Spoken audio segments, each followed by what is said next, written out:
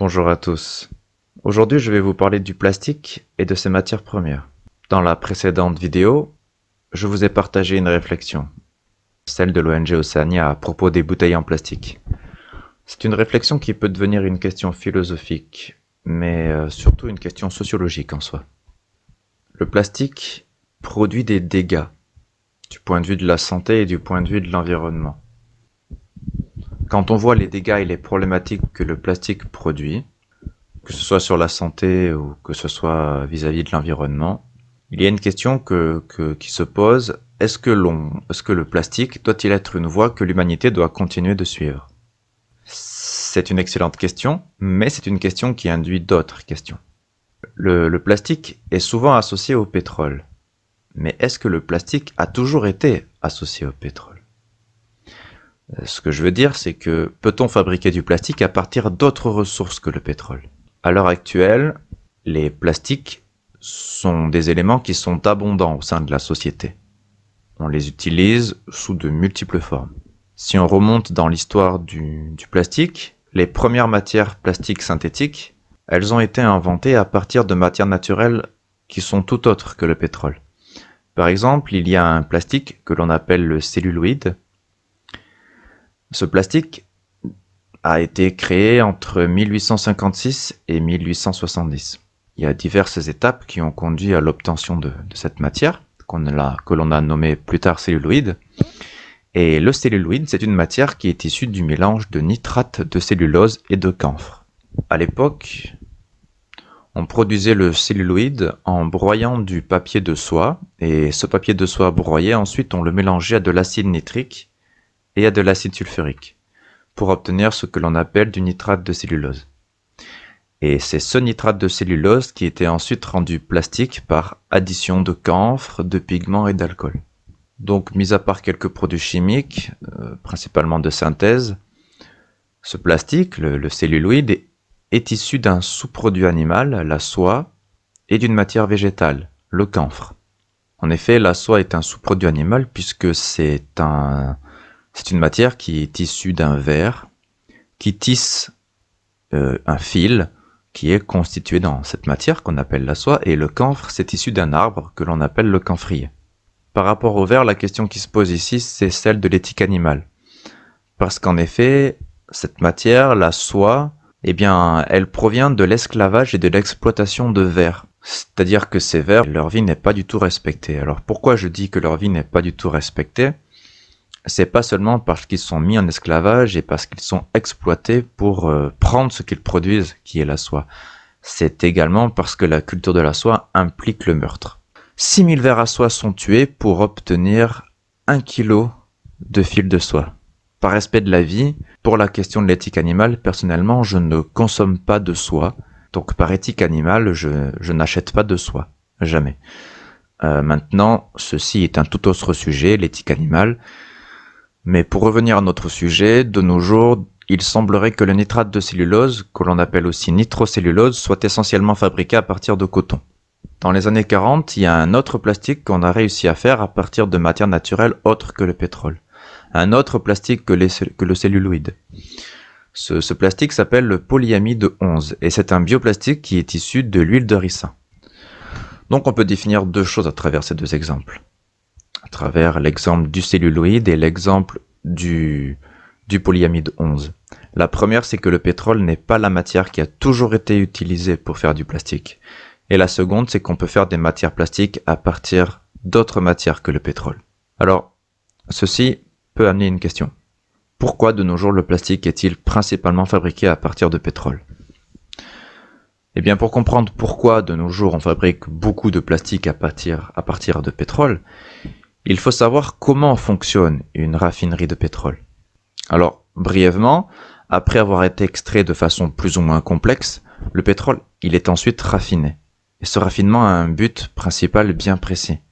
Les raffineries, elles existent pour faire du carburant. Il se trouve qu'au cours des processus de raffinage du pétrole pour obtenir du carburant, il se forment des produits dérivés. Donc il y a des produits dérivés qui sont issus de la fabrication de carburant. Et des personnes leur ont trouvé des utilisations. C'est à peu près 4% des produits qui sont issus d'une raffinerie qui servent à faire du plastique. Donc le raffinage existe pour faire des carburants et les sous-produits qui en sont issus sont des marchés complémentaires.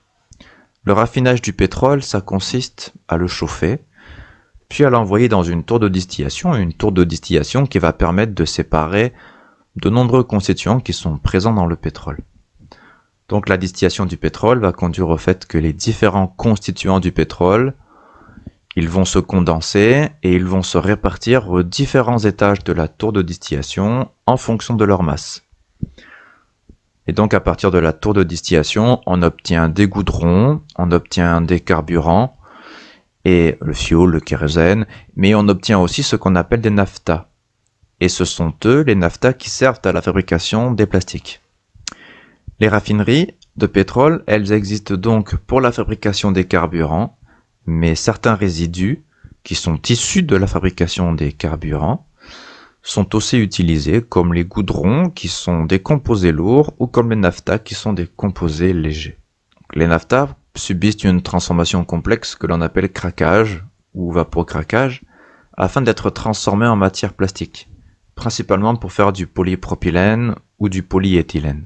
Alors, mis à part le pétrole, de nos jours, on fabrique aussi des plastiques à partir de gaz. Des gaz de différentes natures comme le propane ou encore comme le butane. À partir des gaz, on peut en effet obtenir les mêmes produits plastiques que ceux que l'on fabrique à partir de naphta. Alors aujourd'hui, si des industries optent en faveur de gaz pour fabriquer du plastique, c'est aussi une question de coût. Puisque fabriquer du plastique à partir de gaz, ça revient moins cher que le pétrole. Maintenant, c'est pas le seul critère qui est pris en compte. Il y a d'autres paramètres qui sont analysés et qui sont pris en compte. Comme pour tous les produits d'ailleurs, il y a toujours un ensemble de paramètres qui est analysé et qui est pris en compte. Les 3 paramètres principaux qui sont pris en compte, c'est la disponibilité de la matière première, la quantité disponible de cette matière première et le coût financier de cette matière première. Dans ce que je viens de vous expliquer, ce qui est important à retenir pour nous, c'est que le plastique n'est pas toujours fait à partir de pétrole, même de nos jours, il est aussi fait parfois à partir d'autres matières premières, comme le gaz par exemple. Maintenant, comme la consommation de carburant issu du pétrole est très importante à l'heure actuelle, la quantité de naphta disponible, elle est elle aussi très importante et par conséquent, le pétrole est donc une matière première qui est très utilisée de nos jours pour la production de plastique. Alors vous avez peut-être remarqué que je parle de microparticules de plastique et que je ne parle pas de microparticules pétrochimiques. Et la logique derrière ça, eh bien c'est lié à tout ce qu'on a vu juste avant. C'est parce que le plastique n'est pas toujours issu du pétrole que je parle de microparticules de plastique et non pas de microparticules pétrochimiques. Si je parlais de particules pétrochimiques pour parler du plastique, tout le temps, ce serait inexact en fait. Parce que le plastique n'est pas nécessairement associé au pétrole. Il n'est pas nécessairement issu du pétrole. Il peut être issu de gaz de nos jours, mais il peut être issu aussi de plein d'autres matières, comme on l'a vu. Donc, c'est pourquoi je parle de microparticules de plastique et non pas de microparticules pétrochimiques. Alors, une question qui peut se poser vis-à-vis du plastique et du pétrole, c'est la suivante. Est-ce que le plastique existera-t-il encore une fois que la totalité du pétrole de la planète aura été utilisée ? Eh bien, il faut savoir que les plastiques qui sont issus du pétrole, en vrai, ce ne sont pas du tout les plastiques qui sont les plus performants. Les plastiques les plus courants, comme le polyéthylène ou le polypropylène, n'ont pas du tout les meilleures caractéristiques. L'industrie du plastique, elle sait très bien ça. L'industrie du plastique pourrait fabriquer des plastiques avec une matière première qui donne de meilleures caractéristiques.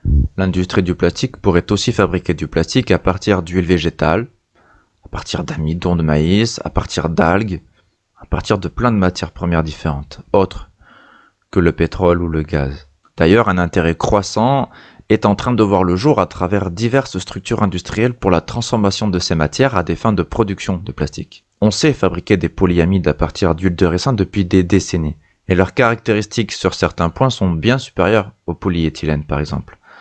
Mais voilà, le coût d'achat de la matière première étant à peu près 3 fois supérieur à celui du pétrole, c'est la raison pour laquelle, afin de rester concurrentielle, cette matière n'est pas privilégiée par les industries qui fabriquent du plastique ou les industries qui utilisent du plastique dans leurs produits. Pour les industriels, le coût d'achat de la matière première, c'est vraiment le point essentiel.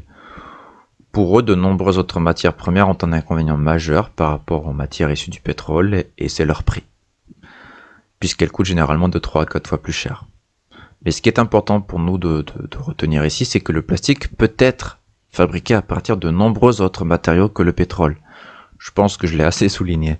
Mais si le plastique est principalement issu du pétrole, encore une fois, c'est surtout pour une question de coût. Donc, le jour où il n'y aura plus de pétrole, si le plastique est toujours une matière désirée dans la société humaine, eh bien il pourra être fabriqué à partir d'autres matières premières que le pétrole.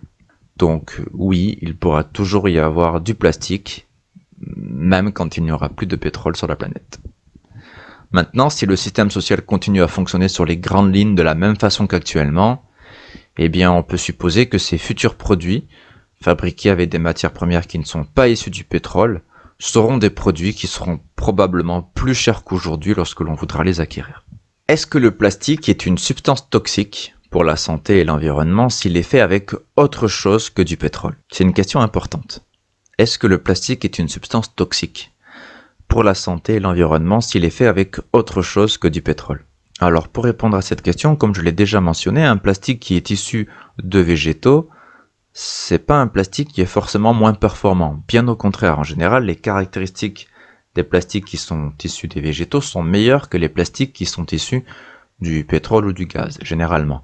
Mais par contre, au niveau de la dégradation du plastique lui-même, naturellement, sans transformation industrielle après utilisation, eh bien cette dégradation n'est pas forcément meilleure que les autres types de plastiques. Il semble que le temps de dégradation des plastiques issus des végétaux sont tout aussi longs que pour les plastiques qui sont issus du pétrole ou du gaz. Donc un plastique qui est issu de la chimie verte, donc pas celle de la nature, pas la chimie de la nature, eh bien un plastique issu de la chimie verte peut donc donner un matériau lui aussi très résistant, ayant des caractéristiques très intéressantes. Cependant, il semble que lui aussi, eh bien, il posera les mêmes problématiques environnementales que les plastiques qui sont issus du pétrole ou du gaz. Alors ceci nous amène à une autre question. La question de savoir, est-ce qu'il est préférable d'inviter les industriels à rechercher comment remplacer chaque parcelle de plastique dans quoi que ce soit par des substances plus saines, tant pour la santé que pour l'environnement? Autrement dit, est-il préférable de remplacer le plastique en tout par d'autres matériaux, peut-être nouveaux mais plus sains? Eh bien, je pense sincèrement que ce serait préférable. Je pense que le plastique, à la vue des dégâts et des problématiques qu'il produit, tant du point de vue de la santé que de l'environnement, ça doit être une voie que l'humanité ne devrait pas continuer de poursuivre. Si ce nouveau chemin était un jour emprunté par l'humanité et par les industries de l'humanité, afin de remplacer le plastique dans n'importe quel objet que ce soit par des matières plus saines, je pense que ce serait la naissance, je pense que cette décision, qu'elle serait la naissance d'une nouvelle branche de recherche et de développement scientifique qui serait vraiment très intéressante. On aurait un nouveau type d'ingénieur qui pourrait voir le jour, et la société pourrait alors commencer à entrer dans une nouvelle ère technologique, une ère technologique dont les produits sont bien plus évolués et bien plus sains, tant pour la santé que pour l'environnement. Et c'est en ça que cette nouvelle branche de recherche et de développement scientifique serait très intéressante. Je vous dis à plus tard et je vous retrouve dans la prochaine vidéo, une vidéo dans laquelle je vous parlerai des perturbateurs endocriniens et de l'eau. À plus tard.